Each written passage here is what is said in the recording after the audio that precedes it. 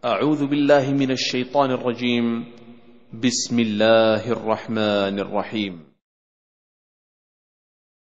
بسم الله. السلام عليكم ورحمة الله وبركاته.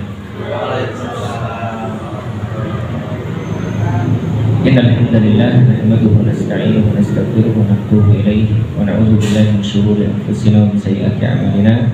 من يهده الله فلا مضل له ومن يضلل فلا هادي له. أشهد أن لا إله إلا الله وحده لا شريك له وأشهد أن محمدا عبده ورسوله. أما بعد، قال الله تعالى في كتابه الكريم: إن الله لا يغفر أن يشرك به ويغفر ما دون ذلك لمن يشاء ومن يشرك بالله فقد افترى إثما عظيما.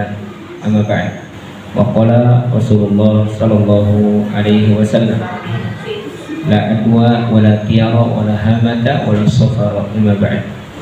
Kaum muslimin dan muslimah yang semoga dimuliakan oleh Allah Subhanahu wa taala, tak henti-hentinya kita memuji dan bersyukur kepada Allah atas nikmat yang Allah berikan kepada kita. Pada malam hari ini kita masih bisa melaksanakan salah satu di antara kewajiban yang Allah wajibkan kepada kita. Salah satu di antaranya yaitu salat Isya, dan ini merupakan kewajiban yang Allah wajibkan kepada kita. Semoga diterima ibadah kita oleh Allah Subhanahu wa taala. Kemudian kita juga berdoa kepada Allah, semoga besok kita masih mampu melakukan kebaikan-kebaikan yang Allah Subhanahu wa taala wajibkan atau disunnahkan oleh Nabi sallallahu alaihi wasallam. Kemudian tak lupa kita bersalawat kepada Nabi kita, Nabi Muhammad sallallahu alaihi wasallam, seorang nabi sekaligus rasul yang diutus dalam kehidupan kita sebagai petunjuk untuk kita, yang harus kita ikuti. Makanya ada suri tauladan yang baik dari Nabi Shallallahu Alaihi Wasallam. Jadi kalau ingin menjadi hamba yang terbaik, maka tirulah makhluk yang terbaik, yaitu Nabi Shallallahu Alaihi Wasallam. Inna fi Rasulillahi uswatun hasanah liman kana yarjullaha wal yawmil akhir. Siapa yang ingin mengambil atau siapa yang ingin menjadi yang terbaik, maka kudwahnya ada pada Rasul yang mengharapkan atau yang beriman kepada Allah dan yaumil akhir. Maka kalau kita mengaku ingin menjadi hamba yang terbaik, maka ikutilah tauladan yang terbaik, yaitu Nabi kita Nabi Muhammad SAW. Bohong kalau orang ingin menjadi baik tapi tidak mau mengikuti orang makhluk yang terbaik, khairul bariyah, yaitu Rasulullah SAW. Kan banyak ustaz, saya ingin sekali jadi yang terbaik, saya ingin sekali jadi orang baik, tapi ternyata tak mau meniru tak mau meniru suri tauladan kita. Maka dari itu kalau kita ingin menjadi yang terbaik, benar-benar. Kalau hanya sekedar bicara, bohong. Kan banyak orang-orang, ustaz bagaimana cari jadi baik, ketika dinasihati ikutilah tauladan yang baik, ternyata berat untuk mengikuti. Untuk jangankan sholat sunnah yang wajibnya saja 5 waktu kadang bolong-bolong, jangankan sholat qobliyah ba'diyah atau sholat tahajud qobliyah ba'diyah saja sering ditinggalkan. Katanya ingin jadi yang terbaik, ingin menjadi baik, tapi tak berusaha meniru suri tauladan yang terbaik, yaitu Nabi Shallallahu Alaihi Wasallam. Kaum muslimin dan muslimah yang semoga dimuliakan oleh Allah Subhanahu wa taala. Jadi insyaallah kita bahas tentang fondasi kesyirikan atau pokok kesyirikan. Dari mana sih kesyirikan yang dianggap atau yang dimaksud kesyirikan itu? Khawatir kita terjerumus kepada kesyirikan tersebut. Kita kan taunya syirik itu menyembah patung, menyembah berhala, menyembah batu, menyembah gunung, menyembah sesuatu yang tak berhak disembah. Tapi ternyata ada perkara-perkara yang ternyata itu kesyirikan yang mungkin kita tidak tahu apakah itu syirik atau bukan. Maka hati-hati nih, 9 pokok atau pondasi kesyirikan yang harus kita ketahui. Yang pertama as-sihru, Yang pertama sihir. Jadi sihir ini ternyata merupakan kesyirikan. Karena kenapa? Karena sihir ini pasti bermuamalah dengan syaitan, dengan jin. Dan kalau sudah bermuamalah dengan jin, pasti jin itu punya yang namanya syarat dan ketentuan. Bagaimana engkau ingin menjadi yang terkuat, ingin menjadi orang tukang sihir, ingin bisa ini dan bisa itu, maka harus ada yang namanya tumbal, mahar. Menurut kita harus ada maharnya. Enggak langsung ujug-ujug dikasih, enggak. Makanya beda antara sihir dengan karomah, beda. Kalau sihir mah memang dicari oleh mereka, diniatkan, tapaklah 7 hari 7 malam misalkan, ya puasa mati geni misalkan, apa ada puasa mati geni? Ya, misalkan apalagi yang mereka lakukan, ya perkara-perkara yang tidak disyariatkan, dia ingin ilmu tersebut. Tapi kalau karomah pemberian dari Allah dan tidak ingin untuk ditampakkan kepada manusia, nih saya punya karomah, bukan.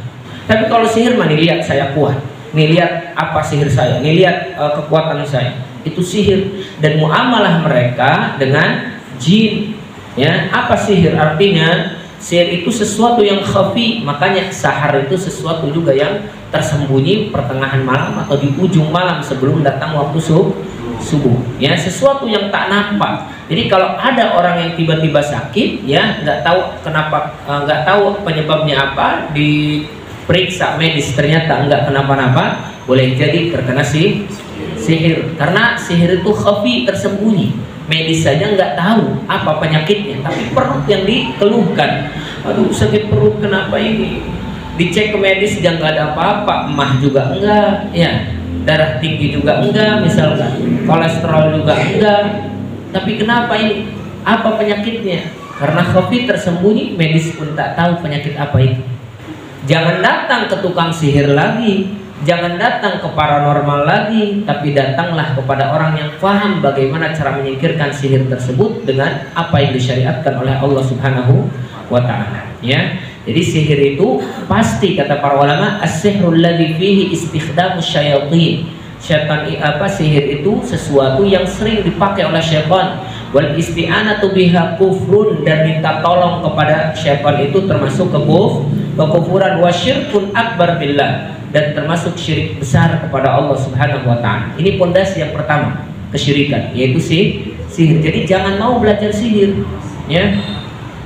Apa kata Allah dalam Al-Quran tentang sihir ini? Wattaba'u ma tatlu syayatinu ala mulki Sulaiman wa ma kafara Sulaiman walakinna syayatina kafaru yu'allimuna an-nasa sihra. Sesungguhnya, ya, wattaba'u ma tatlu syayatinu ala mulki Sulaiman, ikutilah coba tentang kisahnya syaitan yang mengikuti kerajaan Sulaiman. Dan Sulaiman tidak pernah kufur terhadap ilmu yang diberikan oleh Allah kepadanya, akan tetapi syaitan yang mengajarkan manusia tentang sihir.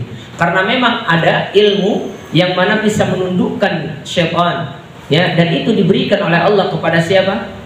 Kepada Nabi Sulaiman. Makanya Nabi Sulaiman adalah nabi yang bisa menundukkan dan menaklukkan jin. Padahal jin itu tidak suka diperintah-perintah. Apa ada ilmunya? Kemudian ilmu tersebut ada lembaran suhuf yang ditaruh di tempat duduknya siapa? Tempat duduknya jin. Kemudian manusia digoda oleh jin tuh. Ketika sudah meninggal Sulaiman tuh, di bawah kursinya ada sesuatu catatan yang bagus sekali. Ambil aja, yang nggak usah nanya-nanya, ambil aja, pokoknya mah penting aja. Pas dibuka ternyata apa? Lembaran tentang belajar sihir, ya. Dan itu tidak boleh. Wa ma yu'allimani min ahadin hatta yaqula innama nahnu fitnatun fala takfur. Ingat, ketika syaitan mengajarkan sihir kepada manusia, syaitan pun mengatakan, sesungguhnya sihir yang kami akan ajarkan ini fitnah buat kalian, ujian buat kalian. Hati-hati, ya. Fala takfur, jangan kamu menjadi orang kufur. Sudah diberitahukan, oh udah nggak apa-apa. Pokoknya maharnya akan saya ambil, yang penting saya kuat, yang penting orang-orang takut ke saya, yang penting saya kebal, tidak kena basok, yang penting saya kuat, yang penting saya disegani.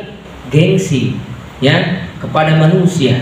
Sehingga mahar yang sudah dijelaskan oleh jin, kamu harus tahu maharnya, kamu harus tahu tumbalnya, kamu harus tahu ini dan itunya. Siap tidak? Setan juga sudah mengatakan sebelum dipelajari itu, fala takfur, jangan kamu kufur, ya. Fata'allamuna minhum ma yufarriquna bihi mar'u wa zawji. Dan pertama kali yang dipelajari oleh mereka manusia, bagaimana caranya memisahkan antara laki-laki dan perempuan, suami istri. Itu yang dipelajari pertama, bagaimana supaya pisah, ya. Bagaimana supaya pisah. Karena termasuk apa? Amalan terbesar bagi syaitan, bagi jin, memisahkan dua orang yang menikah atau suami istri. Ini amalan yang terbesar menurut mereka. Di kalangan mereka itu adalah amalan yang terbesar, ya, memisahkan antara suami dan istri. Inilah yang pertama kali diajarkan. Wa ma hum bidarrina bihi min ahadin illa biidznillah. Akan tetapi ingat, sihir itu tidak bisa berdampak apa-apa kecuali atas izin Allah. Jadi kalau kita terkena sihir, jangan wah ini gara-gara tukang sihir, gara-gara enggak. Mereka pun tak bisa memberikan mudarat kecuali atas izin Allah. Wa ma hum bidarrina illa biidznillah. Mereka tidak bisa memberikan mudarat kecuali atas izin Allah Subhanahu wa taala. Jadi walaupun benar disihir oleh si fulan yang benci, kita biarkan. Ya, biarkan kita katakan, ya Allah, jika memang ini sihir yang dilakukan oleh fulan, maka sesungguhnya Engkau yang mendatangkan manfaat dan mudarat. Berikanlah kesembuhan dan jauhkanlah kemudaratan daripada. Ini akidah. Ya, akidah. Maka yang pertama tadi pondasi kesyirikan apa? Sihir. Bahkan dosa besar, ijtanibu sab'al mubiqat, jauhi dosa besar, ya, yang bisa mencelakakan dunia dan akhirat. Salah satu diantaranya as-sihru, sihir. Hati-hati. Kemudian sihir itu ada, ya, ada dua bagian. Kata Imam Syafi'i rahimahullah, beliau mengatakan, ya, as-sihru kisman. Sihir itu ada dua bagian. Kata Imam Syafi'i, yang pertama ma yakunu bil isti'anatu bisyayatin fa hadza kufrun wa syirkun akbar. Yang pertama sihir yang berkaitan atau yang minta tolongnya kepada jin, ya, kepada jin dan kepada syaitan, maka ini adalah kekufuran dan ini adalah kesyirikan, syirik besar. Nauzubillah. Menjadikan manusia keluar dari Islam, ya, kalau dia tidak bertobat sebelum meninggal, kekal di dalam neraka dan amalnya hangus, ya, yang dia telah kerjakan sekian tahun. Yang kedua, sihir itu ma yakunu bil adwiyatil wa tadkhinat fa hadhi fuskun muharram. Atau ada sihir, ya, yang dia tidak berhubungan dengan jin. Dia cari sendiri aja jampe-jampe adwiyah, ya, dengan dengan obat-obat yang diracik oleh sendirinya, tapi di situ tidak ada secara medisnya tidak benar misalkan, tapi nenggel gitu, ya. Kemudian watadkhinat atau dengan semburan-semburan atau dengan asap-asap yang dipakai, dan itu fuskun, ini adalah kefasikan wa muharram dan perkara yang diharamkan. Wala yakfur fa'iluhu illa idza istahalluhu, dan tidak ada kekufuran, tidak kufur pelakunya kecuali dia menghalalkan perbuatan tersebut, ya. Jadi hati-hati, ini pembagian sihir. Dan sihir itu ada dua juga. Ada sihir hakiki, ada sihir khayali. Sihir hakiki itu yang akan membuat dampak kepada badan kita. Jadi kalau di sihir itu badan kita akan terasa panas dingin misalkan, nyeri hulu segala apa, yang kaki pegal-pegal, pokoknya semuanya terasa. Itu namanya sihir secara hakiki. Kan ada sekarang namanya itu teluh, santet, apalagi katanya, ya. Biarkan itu, ya, dipakai dan digunakan. Awas kamu setan, santet, teluh, jangan takut. Allah pelindung kita. Allah waliyul ladzina amanu. Allah adalah wali-wali orang yang beriman. Kalau kita mengaku beriman, bertauhid, jangan takut, biarkan. Mau sekuat apapun dia sihirnya, mau sekuat apapun teluh dan santetnya, biarkan. Tawakal pada Allah. Walaupun misalkan mudarat datang ke kita, Allah yang memberikan mudarat dan yang mengangkat mudarat tersebut. Jangan percaya bahwa si fulan ini harus datang ke yang lebih kuat, katanya ini, jangan. Ya, kan ada kata para ulama, sihir hakiki itu ya dijampekkeun jenanya. Sihir hakiki itu yu'athiru fil abdani au fil qulub, dan sihir hakiki yaitu itu terkadang mengganggu dan berdampak kepada badan dan kepada hati. Galau terus, pusing terus, nyeri hulu terus, nandei, rungsing terus, mamarahan terus. Nah, bisa jadi, ya, orang yang tadinya lembut, orang yang tadinya biasa ibadah, tapi ternyata mamarahan terus, yang kemudian ini dan itu, boleh jadi terkena sihir. Nah, ada juga yang hati tadinya cinta kepada suaminya, tiba-tiba hilang itu cintanya. Suami cinta kepada istrinya, hilang cintanya, karena kan cinta dalam hati, ya. Kemudian kemudian dibuatlah, disihirlah, akhirnya hilang cinta tersebut. Atau sebaliknya, bagaimana caranya menjadikan istri orang cinta ke orang yang mensihir, atau suami orang cinta kepada perempuan bukan istrinya misalnya, itu juga bisa. Makanya terkadang dampaknya di badan dan dampaknya di hati. Maka ini namanya sihir khayal, sihir hakiki, dan bisa menyebabkan marat. Bahkan kata para ulama bisa juga berdampak kematian. Ya, akan tetapi semua itu bukan penyebab utamanya atau secara zatnya sihir, bukan, tapi Allah Subhanahu wa ta'ala. Bahkan bisa menyebabkan pikiran kita ya kemana-mana, ngalamun, ngahayal apa namanya, linglung, itu juga bisa. Pangbarasa lempang kemana gitu, hari si menyemplung kacai. Ya kan ada biasanya apa tuh namanya, dibawa nanti, dibawa pocelan, ayat numawa, karena memang boleh jadi kelongnya. Boleh jadi pada saat itu pikirannya kemana-mana, kemudian disihir oleh syaitan. Pada akhirnya apa? Pada akhirnya dia memikir, oh itu jalan pulangnya. Ternyata apa? Ternyata bukan. Ya ada juga kan kalau di Leuweung kak belit orai banen, ya, ya, lain kita cari, benar kan? Nah, boleh pangbarasa jalan tadinya lewat lagi. Boleh jadi pikirannya disihir, dan itu sihir yang hakiki dampaknya kepada pikiran. Kabelit orai banen teh, muter-muter deh, balik deh, arei banen. Oh ya, pokoknya eta ibu-ibu biasa. Ya, terbalik-balik ke mana cenah?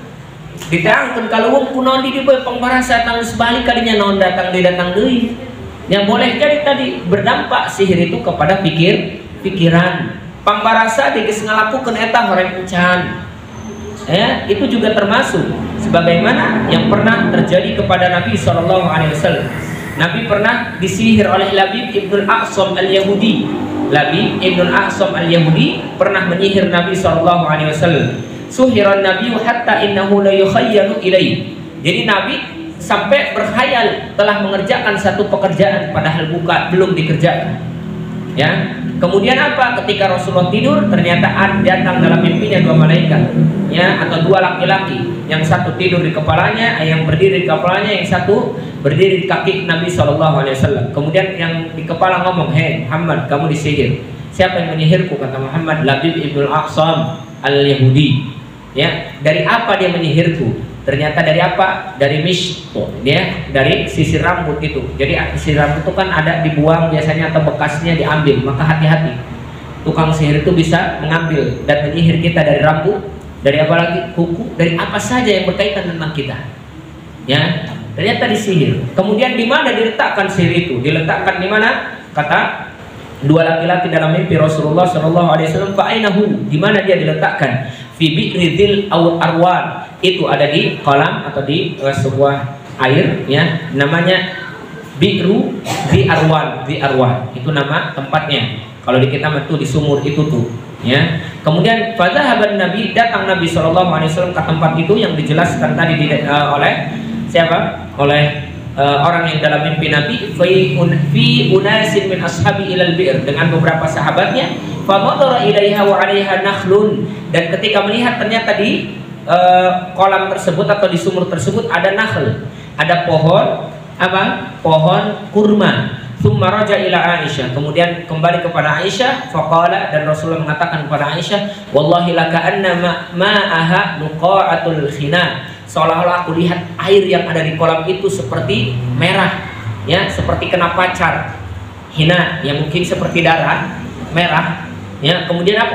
Walaka anna nakhlaha ru'usul syayatin, seolah-olah kepalanya kepala syaitan.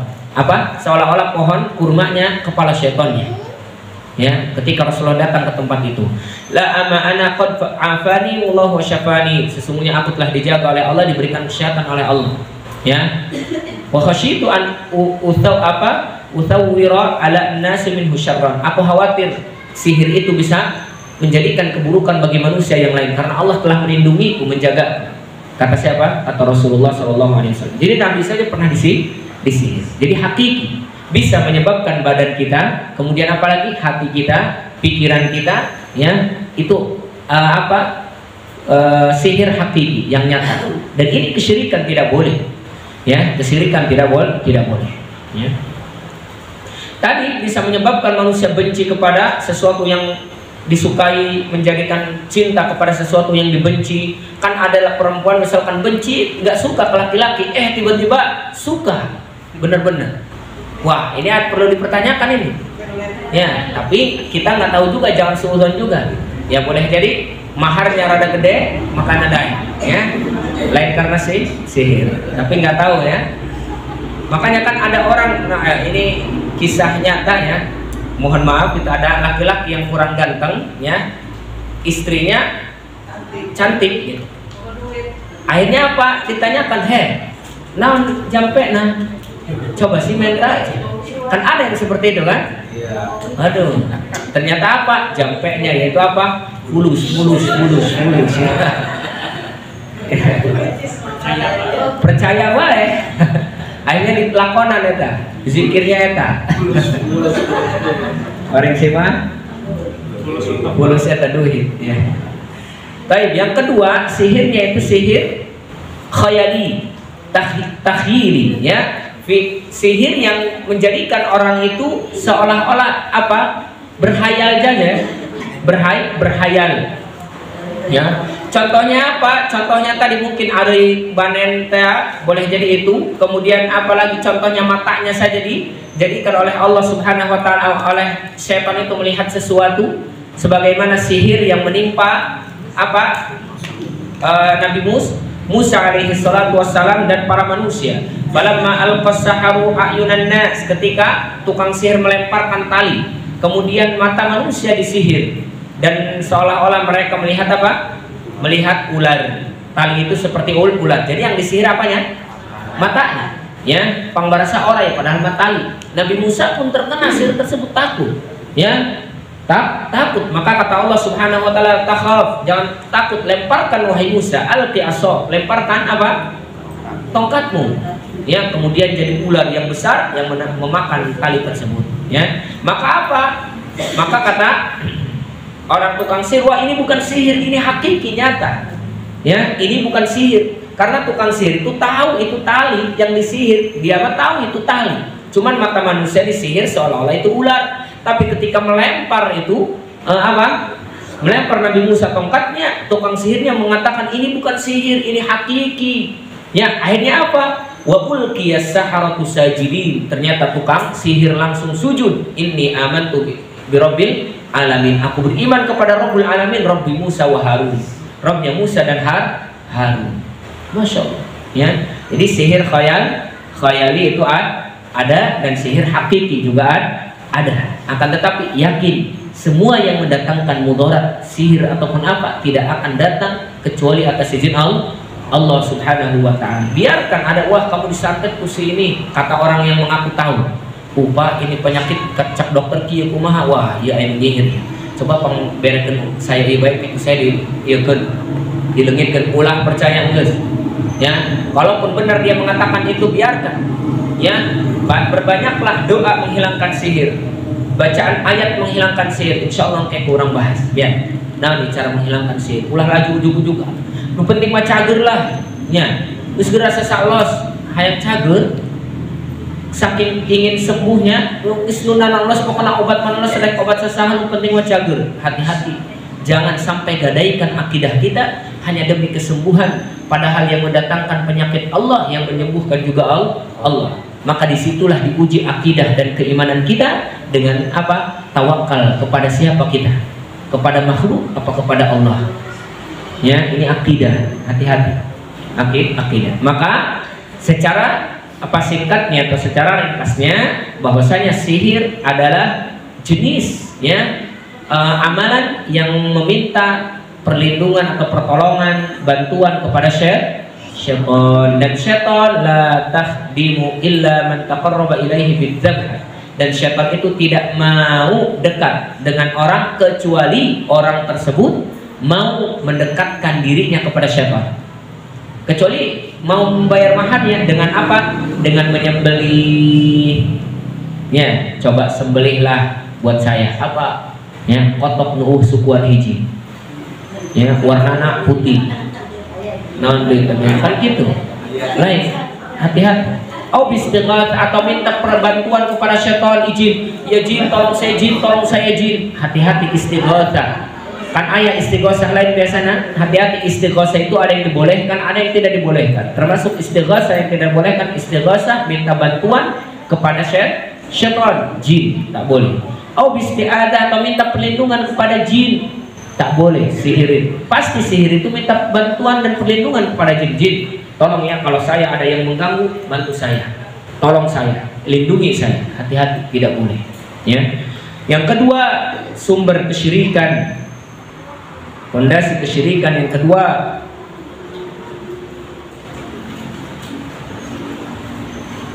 yaitu apa? Yaitu al-kahanah, perdukunan, termasuk kesyirikan. Apa perdukunan? Beda. Kalau tukang sihir dengan dukun beda. Kalau di Arab, tapi kalau sekarang mah dukun tukang sihir juga sama ya. Ya, ilmunya dua-duanya dimiliki. Kalau kahana, perdukunan itu dia sok tahu perkara ghaib, ngaku-ngaku tahu perkara ghaib, iddia ilmul ghaib, dia mengaku tahu perkara ghaib. Wal aslu fihim istiraqul jin, dan memang hukum asalnya mau nggak mau ya bermuamalah dengan jin. Ya nggak mungkin dia tahu kalau tidak ada yang memberitahu. Siapa? Jin, ya. Atau mendengar daripada jin. Bin kalamil malaikah, jinnya itu mendengar ucapan malaikat dulu, baru nanti jin itu menyampaikan kepada dukun, ya. Kemudian apa? Setelah mendengar jin dari malaikat, datang ke telinga dukun, kemudian diberitahukan kepada dukun tersebut oleh syaitan. Jadi nanti jin dukun itu sok tahu teh. Ih, amun leungit coba datang kali. Nanaon bae leungit bebeja kali. Ya, pokoknya bebeja coba kali. Kita mau pendak bae, ka sendal-sendal ke pendak, emas leungit ka mana datang kali. Pendak sok. Ya benar pasti ketemu. Kenapa? Dan itu bukan perkara ghaib. Ya, ghaib itu ada dua. Ghaib ya mutlak semua tidak tahu, ghaib sebagian tahu. Tadi ya kita kehilangan emas, kita nggak tahu hilangnya di mana, sebagian mah tahu. Dan jin juga tahu di mana emas kita jatuh, tahu karena melihat ada korinnya yang melihat kita, menyaksikan kita. Baru nanti jin itu pura-pura nyari kesana kemari terbang. Dulu tuh emas mau dipakai si oh ya kemarin dulunya, oh guys, terima kasihnya. Akhirnya bebe jam jin, dukun jinnya. Tuh, amun datang si fulan ka maneh, cap jin teh. Amun datang si fulan ka maneh dukun, gajaan kalungna emasna tuh leungit ragagna ditutup. Lain goib mah memang tahu yang jadi jinnya itu bermuamalah dengan jin yang lainnya, ya minta tolong bantuan, link sarua bae nanya-nanya, ya gitu. Beda amun manusia mah minta tolong pangpendakeun tenggat teu ka pendak karena naon nyamulina dihendep naon gitu, teu kadeul ku mata jalma, tapi ku mata jin mah kadeul gitu ya.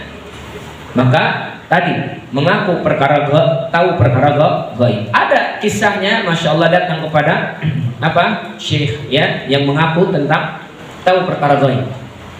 Ya syekh, aku tahu perkara gaib, apa yang akan terjadi dan apa yang akan datang. Langsung di situ ditampar. Ya langsung ditampar. Kenapa engkau menampar saya? Bagaimana engkau mengatakan tahu perkara gaib? Ya, yang akan terjadi apa yang akan kejadian itu apa, sedangkan saya nampar kamu nggak tahu. Harusnya saya mau nampar kamu nyingkir gini, berarti kamu tahu perkara gaib. Ayo peletak, aduh nyeri, kenapa nampar saya? Ente dusta, pergi engkau. Bagaimana engkau mengaku perkara gaib, sedangkan tamparan saja engkau tidak tahu saya mau menampar engkau. Jadi kalau ayah mengaku gitu ya, nyaho cenah di mana leungit di mana cabuk we ku bapak-bapak ibu-ibu coba. Ya, cabek atau pantek belalauna. Udah terjadi ka dieu. Ya, bohong. Tapi ulah datang sih. Kecuali nek tadi. Nek ngeteh atau nek ngabeja maneh. Amun ngaku-ngaku nyaho perkara gaib itu datang ka si fulan bae, datang ka kiai fulan bae, datang ka dukun fulan bae misalnya. Nyaho entah mana naon. Pas datang kadinya ulah nanya nek ngaleungit naon. Nyaho perkara gaib lain. Oh nya, pantek kuy bapak. Wah, bohong ente, pergi. Kunaon bohong eta? Tadi sedek mantek harusnya menyaho kan nih. Kunaon kenyingkir. Ini yang dilakukan oleh syekh ketika membuktikan ada orang mengaku perkara gaib, bohong, ya. Bohong. Baik. Jadi perdukunan bahkan termasuk al-kahinu huwa alladhi yukhbir 'anil mughayyibati fil mustaqbal. Kahin itu atau dukun itu yang memberitahukan perkara gaib yang akan datang. Wakil alladhi yukhbar amma fi dhamir, atau yang memberitahukan perkara-perkara yang zahir nampak. Wa kahanatun syirkun, dan perdukunan kesyirikan. Wa kufrun akbar, dan kekufuran besar. Hati-hati, ya pondasi kesyirikan ya. Dan tak boleh mendatanginya dosa, tak akan diterima sholatnya, bahkan kufur terhadap apa yang diturunkan kepada Nabi Muhammad. Apa kata Rasulullah? man ata arrafan au kahinan fasaddaqahu bima yaqul, dan dia percaya ya kepada apa yang dikatakan, faqad kafara bima unzila ala Muhammadin, datang mempercayai ucapannya, eta kufur kepada apa yang diturunkan kepada Nabi Muhammad SAW. Tapi amun datang doang atau nanya doang teu mempercayainya, ngan nanya doang teu percaya ya, lain teu percaya nana teu membenarkannya, ngan nanya doang, maka eta mau diterima sholatnya 40 hari. Ngan nanya doang, maka hati-hati. Wih Ustaz, untuk percaya sih ngan nanya doang ulah tuh nyatanya guys ya, diterima nana sholat 40 hari.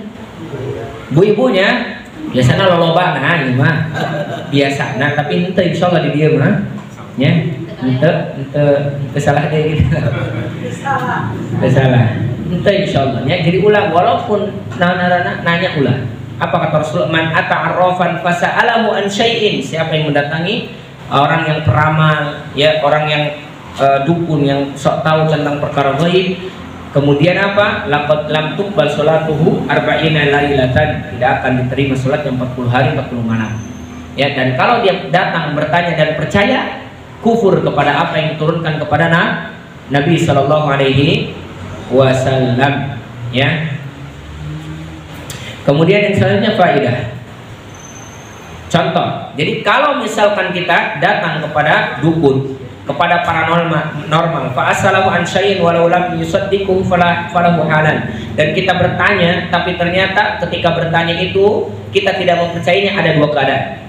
Nanyanya untuk apa nih? Kita percaya sih, cuma nanya doang. Ada dua keadaan. Yang pertama, in atahu fasalahu an syai'in li inkarihi alaihi fala yudkhulu fil wa'id. Kalau misalkan datangnya untuk mengingkari perbuatannya, nanya, manehnya hokan perkara gaib, coba di mana sendal syukuran, ya. Kemudian coba naon nu aya di hati saya. Jeung mengingkari eta, mengingkari orang yang mengaku dukun tahu perkara gaib, maka boleh, tidak termasuk kepada ancaman Rasulullah SAW. Tapi in atahu fasal an syai'in fasaddaqahu bima yaqul, kalau ternyata datang mempercayainya, fa innahu yakfur kufran asghar. Tapi apa?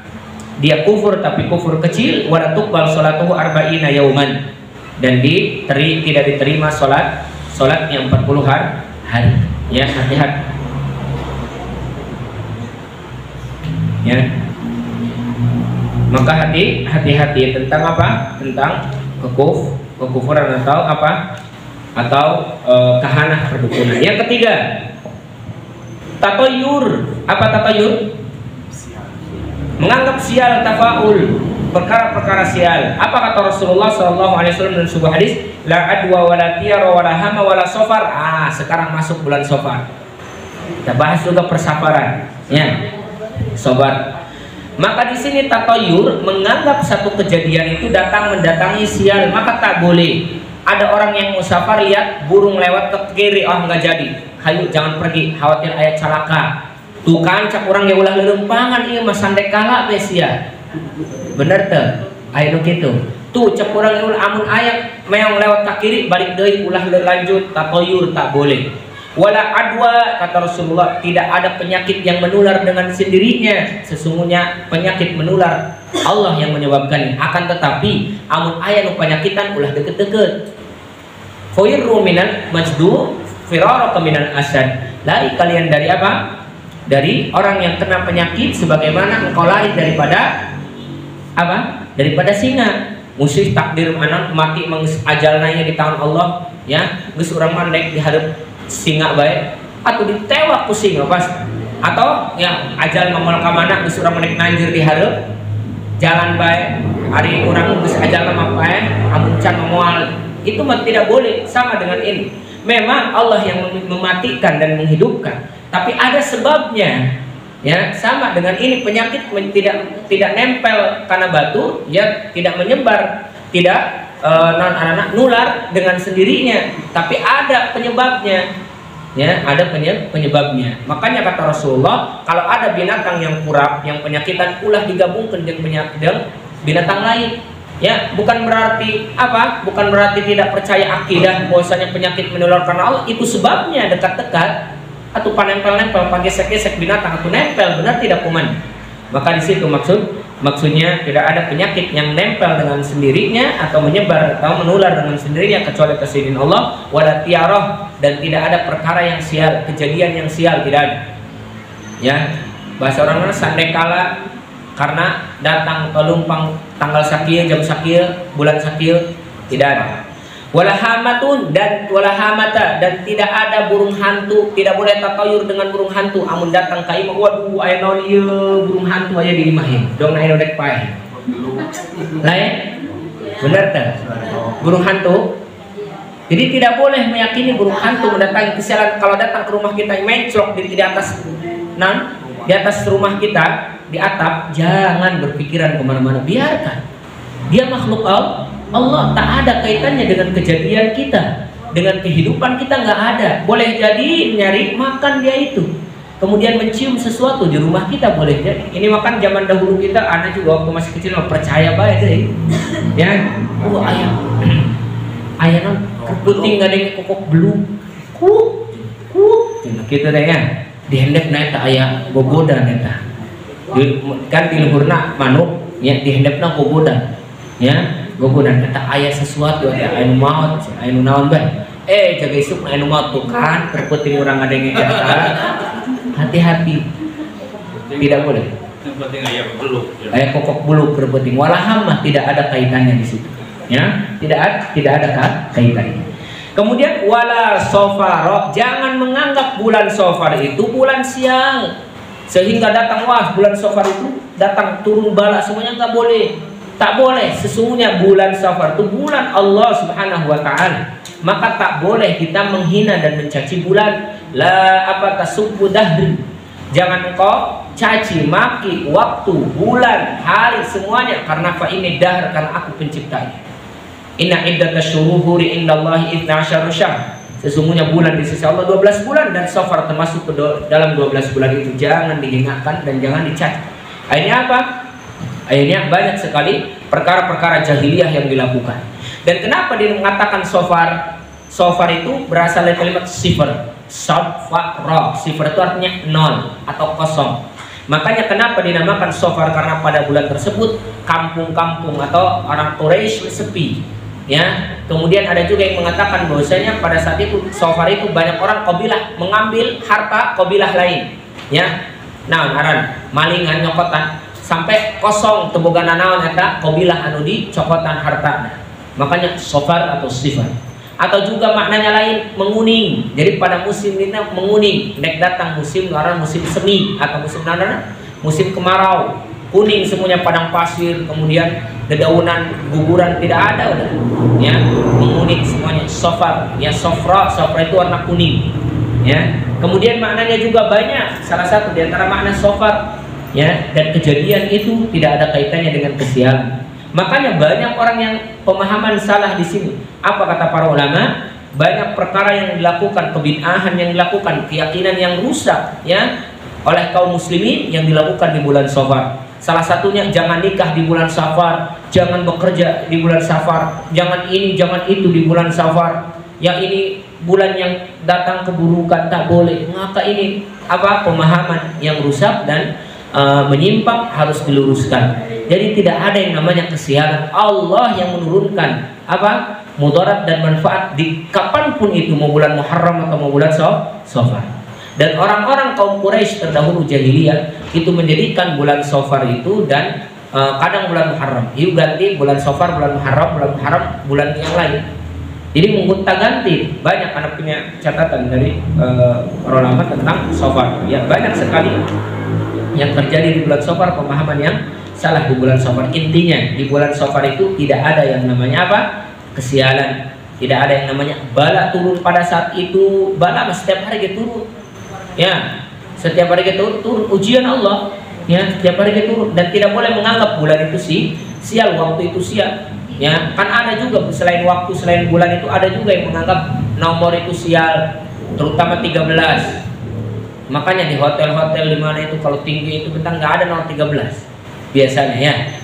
Atau orang pokoknya ada yang berkeyakinan itu. Dan orang-orang di luar Islam itu punya keyakinan kalau lebih daripada 3 namanya ganti. Namanya ganti. Mau dalam bisnis, mau dalam apa ganti nama. apa sajalah, ya, mau apapun, karena mereka di luar Islam tuh punya keyakinan hoki, tahu hoki. Jadi kalau lebih dari itu nggak boleh, nanti nggak hoki lagi. Kalau Islam tidak demikian, yang mendatangkan manfaat dan mudarat hanya Allah Subhanahu wa taala. Jadi tak boleh berkeyakinan di bulan Safar itu ini dan itu. Sehingga ada pernyataan di waktu duha, ya, di akhir bulan Safar, terutama hari Rabu biasanya kan ada amalan-amalan yang sering dilakukan oleh kaum muslimin. Dan nah, sahih benar tidak? Nah itu rubo, itu yang diamal. Nah, dan itu tidak dianjurkan dan tidak diperkenankan, ya. Adapun riwayat yang mengatakan bahwasanya katanya memang ada ibadah yang dilakukan oleh sebagian para salafus soleh, ya, pada saat itu, ya, karena dia meyakini di hari Rabu itu banyak kebaikan-kebaikan yang datang, sehingga melakukan itu. Tidaklah aku melakukan pada hari itu di waktu duha kecuali doaku diijabah dan apa yang aku inginkan diberikan, maka aku ibadah di situ pada saat itu. Dan keyakinan sekarang mah beda. Ya, Rabbo itu atau dilakukan itu untuk melakukan apa? Untuk menghilangkan bala, katanya, turun di sini menghilangkan bala. Nah, ini tidak boleh dilakukan, ya. Inilah yang disebut dengan perkara yang menyimpang, ya, yang tidak dianjurkan, ya. Dan tidak pernah kita dapati para sahabat pun atau Rasulullah SAW melakukan demikian. Makanya tadi kalau ingin jadi yang terbaik, ikuti qudwah hasanah kita Nabi SAW. Kemudian yang selanjutnya tadi tatayur, ya. Jangan tatayur. Apa tatayur itu? Biasanya percaya kepada ramalan. Wah, bintang kamu ini, tangan kamu lihat di sini ada garisnya kayak gini. Wah, kamu itu bakal ini, bakal itu. Kan garis tangan, tahu garis tangan? Dipercaya itu, ya. Maka tidak boleh, ya. Apalagi buruji, ya. Gugusan bintang dipercaya, wah bintang kamu ini, bintang kamu itu, ya, bintang 7 sayang, ya, dari hulu ya. Kemudian apa? Banyak sekali, ya, khutta atau garis-garis tangan kita, banyak sekali contoh-contoh tatayur. Kemudian selanjutnya yang termasuk pondasi kesyirikan, menyembelih untuk selain Allah. Insya Allah mungkin nanti kita bahas di pertemuan yang selanjutnya. Kita mulai jam berapa tadi? Jam 8:30, ya. 7:30, ya, selesai jam 8:30. Masya Allah. Itulah pondasi kesyirikan, minimal 3 kita sebutkan, masih ada 9, ya. 9 dikurangi 3 tinggal 6, ya, 6 lagi semoga kita bahas. Dan nanti ada permasalahan penting yang harus kita pelajari, yang harus kita ketahui sebagai kaum muslimin, yang insya Allah mungkin akan kita bahas. Dan ini berkaitan tentang keimanan, akidah, fikih, dan yang lain. Usai mungkin pembahasan kita pada malam hari ini. Aku lupa lihat, astagfirullah li wa lakum wa lisa'iril muslimin wal muslimat min kulli dhanbin khatiyah fastaghfiruh innahu ghafurur rahim. Subhanakallahumma wa bihamdika asyhadu an la ilaha illa anta astaghfiruka wa atubu ilaik. Assalamualaikum warahmatullahi wabarakatuh.